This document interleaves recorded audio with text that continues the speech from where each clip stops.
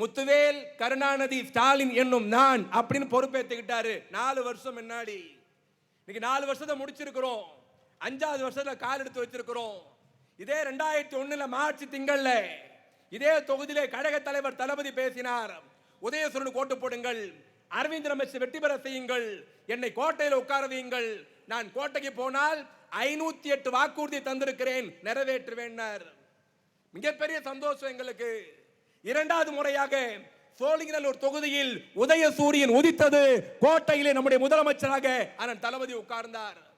2001 March திங்களில் தளபதி ஓட்டு கேட்கிற பொழுது அவர் சொன்ன வாக்குறுதி 508. ஆட்சிக்கு வந்தோம், 4 ஆண்டு காலத்தை பூர்த்தி செய்திருக்கிறோம்.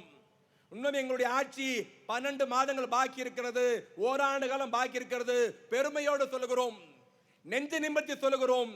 ஆட்சிக்கு வந்த 4 ஆண்டில் 508 வாக்குறுதியில் 480 வாக்குறுதி நிறைவேற்றிய இந்தியாவின் ஒரே முதலமைச்சர் தமிழ்நாட்டு முதலமைச்சர் கழக தலைவர் அண்ணன் தளபதி மு.க. ஸ்டாலின் அவர்கள். யோசித்து பார்க்க வேண்டும்.